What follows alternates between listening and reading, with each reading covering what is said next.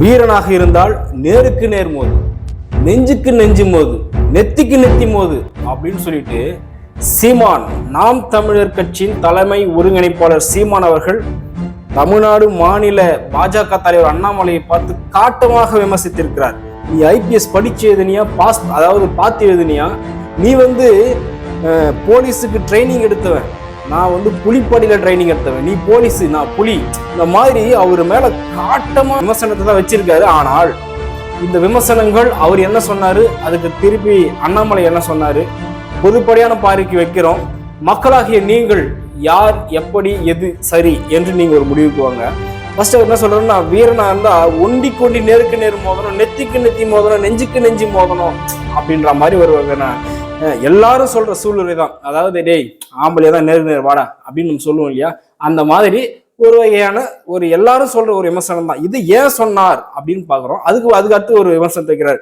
பிரதமர் உனக்காக ஓட்டு கேட்டு பிரதமர் இருக்கிறார், உள்துறை அமைச்சர் இருக்கிறார், எனக்கு யாரு வர தேவையில்ல ராசா, எனக்கு நான் தான் ஓட்டு கேட்டுக்கணும், எனக்கு யாரும் கேட்க வேண்டிய அவசியம் இல்லை, எனக்கு நான் கேட்டுப்பேன், நான் யாரையும் நம்பி இல்லை அப்படின்ற மாதிரி தன் யாரையும் சார்ந்திருக்காத நிலையை ஒரு பெருமையாக சொல்கிறார்.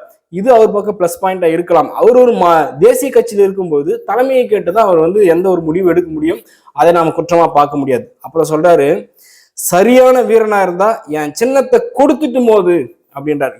அதாவது என் சின்னத்தை புடுங்கினது நீங்க தான் அப்படின்றது இன்டைரக்டாலாம் சொல்லல, டைரக்டாவே சொல்றாரு. என்னுடைய விவசாய சின்னத்தை முடக்கி என்னுடைய வளர்ச்சியை தடுக்க பாஜக பார்க்கிறது அப்படின்ற ஒரு வகையான விமர்சனத்தை திரு சீமான் அவர்கள் வெளிப்படையாகவே நேர்மையாக வைக்கிறார். அது என்னன்னா, நான் இன்டைரக்டா சொல்ல, நான் மறைச்சு சொல்ல, சுத்தி வளைச்சு சொல்ல, நான் ஸ்ட்ரைட்டா சொல்றேன். என்னுடைய வளர்ச்சி பிடிக்காம, அதாவது நம்ம தமிழ்நாட்டுல ஒரு 3வது மாபெரும் கட்சியாக வளர்ந்து கொண்டிருப்பது நாம் தமிழர் கட்சி, அதோட வளர்ச்சியை தடுத்தாதான் நாம அந்த இடத்துக்கு வர முடியுன்ற ஒரு உள்நோக்கத்துக்காக பிஜேபி என்னுடைய கட்சியோட சின்னத்தை முடக்கிட்டாங்க, அதுக்கு அண்ணாமலையும் ஒரு வகை காரணம் அப்படின்ற மாதிரி அவர் சொல்றாரு.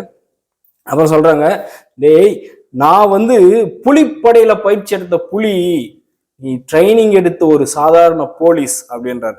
மேக்சிமம் தம்பி நீ 2 வருஷம் இருப்பியா, அதாவது 2026 வரைக்கும் உன்னால தாக்குப்பிடிக்க முடியுமா?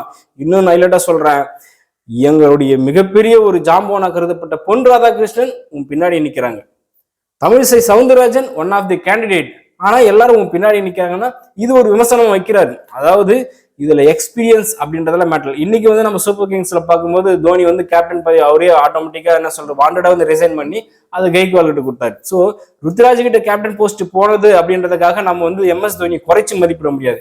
தலைமை என்பது மாறும். அதே போல திறமை எங்க இருக்கோ அந்த இடத்துல அது பாய்ச்சும். அது நம்ம யாராலையும் தடுக்க முடியாது. சிறிய வயதிலேயே திருமாவளவன் அவர்கள் 29 வயதில் கட்சி ஆரம்பித்து இன்று ஒரு என்ன சொல்றது சொல்லும்படியாக ஒரு அரசியல் கட்சி தலைவராக இருக்கிறார், ஒரு திறமையான கட்சி தலைவராக இருக்கிறார். அது போல ஒவ்வொருவருக்கும் ஒரு வரலாறு உண்டு. அங்க வயதோ இல்ல அந்த இடத்துல நம்ம எக்ஸ்பீரியன்ஸ் ஆளு அவங்களுக்கு போஸ்ட் கொடுக்கல அப்படிலாம் நம்ம பார்க்கவே முடியாது. திறமை எங்க இருக்கிறதோ, மக்கள் யாரை விரும்புகிறார்களோ அவர்களை தேர்ந்தெடுப்பார்கள். அதுக்கு அடுத்து இன்னொன்னு சொல்றாரு, நான் தான் தம்பி சிஎம், இங்க நான் தான் சிஎம், என் கட்சியில நான் தான் தலைவர், நான் தான் எல்லாமே, நான் இருக்க வரைக்கும் என் லட்சியத்திற்காக போராடுவேன், நான் மறைஞ்சதுக்கு அப்புறமே என் லட்சியத்திற்காக என் கட்சி போராடும். ஆனால் உன்னால் சுயேட்சையா ஒரு முடிவு எடுக்க முடியாது, கடைசி நீ தலைமை கிட்ட கேட்டுதான் செய்யணும். இது எப்படி நம்ம விமர்சனமா பார்க்க முடியும்? இது எப்படி அவர் அவர் மேல ஒரு விமர்சனமா வைக்கிறார்? அவர் தேசிய கட்சி இருக்கும்போது தலைமையை கேட்டுதான் செய்யப்பட வேண்டும். அது எந்த ஒரு மாற்று கருத்தும் இல்லை. அப்புறம் சொல்றாரு, தனிப்பட்ட முறையில தனிப்பட்ட விமர்சனத்தை வச்சாரு. என்ன சொன்னாருன்னா, ஆட்டுக்குட்டியை மேய்க்க நீ கடைசியில ஏன் கூடத்தான் வரணும் அப்படின்றாரு. இன்னொன்னு கடைசியா தான் சொன்னாரு, நீ தொலைக்காட்சியில ஒத்தைக்கு வர ரெடியா? நானும் தயார், நீ தயாரா சொல்லு, ஒரு விவாத மேடை அமைப்போம், ஒரு தொலைக்காட்சியை தேர்ந்தெடுப்போம், 2 பேரும் விவாதிப்போம். ஃபர்ஸ்ட் கொஸ்டின் ஏதாவது நம்பி கேட்பேன், பிஜேபி எதுக்கு தமிழ்நாட்டு ஒரு காரணத்தை சொல்லு, நான் அக்செப்ட் பண்ணிக்கிறேன், நான் கட்சி விட்டு போயிடுறேன், அரசியல் விட்டே போயிடுறேன், எதுக்கு தமிழ்நாட்டுக்கு பிஜேபி அப்படின்னு கேட்கறேன். அப்புறம் பாரு, தூய ரத்தம், அதாவது தூய தமிழ் ரத்தம் ஓடுது என்கிட்ட, ஆனா நீ என்ன சொல்ற, Tamil Nadu நோடில்லா, Kaveri issue நோடில்லா, I am very proud of Karnataka அப்படின்னு சொல்லிட்டு அவர் விமர்சிக்க பண்ணார் சொன்னார். அதாவது கர்நாடகா ஒரு கர்நாடகனாக இருப்பதில் பெருமிதம் அப்படின்ற மாதிரி ஒரு வகையில சொன்னார். அங்க அவர் என்ன சொல்றது, ஐபிஎஸ்ல இருக்கும்போது அங்க பணி செஞ்சாரு. பணி செய்யறப்ப எல்லாரும் ஒரு இடத்துல வேலைக்கு போறோம்னா அந்த இடத்துல என்ன சொல்றது, அது நம்ம தப்பா எடுத்துக்க முடியாது. அது அவர் அப்படி சொல்லிட்டாருன்றதுக்காக அவர் தமிழ் இல்லை அப்படின்ற மாதிரி ஆயிட்டாரு. அதுக்கப்புறம் வராரு, இந்தி சமஸ்கிருதம் அப்படின்ற ஒரு பழைய செருப்பிய பிஞ்சு போன செருப்பியே வந்து இன்னமும் வந்து தமிழ்நாட்டுல வந்து கையில பிடிச்சி தொங்கிட்டு இருக்காங்க அப்படின்றாரு. அதாவது என்ன சொல்றாருன்னா, இன்னமும் இந்திய எதிர்ப்பு, சமஸ்கிருதம், தமிழ் சொல்றீங்களேன்ற மாதிரி அண்ணாமலை சொன்னதை அவர் வந்து என்ன சொல்றா, அப்ப பழைய பிஞ்சு செருப்பு நீ சொல்ற ஓகே, ஆனா அந்த பழைய பிஞ்சு செருப்பு எதுக்குன்னா உங்களை மாதிரி ஆளை வச்சு வெளுக்கிறதுக்கா அப்படின்ற மாதிரி காட்டமா ஒரு ரிப்ளை. இது வந்து என்னன்னா அதுவும் அநாகரிகம் தான். பழைய பிஞ்சு செருப்புன்னு அவர் சொன்னது அநாகரிகம் தான். அந்த செருப்பாலேயே உங்களை அடிப்பேன் அப்படின்னு சொன்னதும் அநாகரிகம் தான். அப்பதான் கேட்கிறாரு, நீ ஐபிஎஸ் படிச்சு எழுதினியா பார்த்து எழுதினியா? ஏன் இதை கேட்கிறாருன்னா, ஒரு தமிழ் இனத்தோட வரலாறு, ஒரு தமிழ் மொழியோட வரலாறு தெரியாம நீ எப்படி இவ்வளவு படிப்பு படிச்ச அப்படின்ற மாதிரி ஒரு காட்டமான ஒரு கேள்வியை கேட்கிறாரு. இப்போ அதுக்கப்புறம் இது எல்லாத்தையும் சுத்தி வளைச்சு அண்ணாமலை கிட்ட போய் ஸ்ட்ரைட்டா கேட்டாங்க. என்ன கேட்டாங்கன்னா, இந்த மாதிரி வந்து ஒத்தைக்கு ஒத்தை நீங்க வர தயாரா, ஒரு விவாதத்துக்கு வர தயாரான்னு சொல்லிட்டு சீமான் அவர்கள் கேட்கிறாங்க அப்படின்னு. அதுக்கு அண்ணாமலை என்ன சொல்றாருன்னா, இப்பதான் அவர் அந்த வழிக்கே வர்றாரா? ஒண்ணுமே இல்லைங்கன்னா, அவருக்கு வந்து இப்ப எந்த மீடியாவும் யாரும் இம்பார்ட்டன்ஸ் கொடுக்கறது இல்லை. அவர் வந்து வெளியே பெருசா தெரியுது இல்லை. ஸோ அதனால வந்து என்ன ஒரு நாள் அன்பு தம்பின்னு செல்லமா சொல்ல, இன்னொரு நாள் என்னை வச்சு திட்டுவாரு.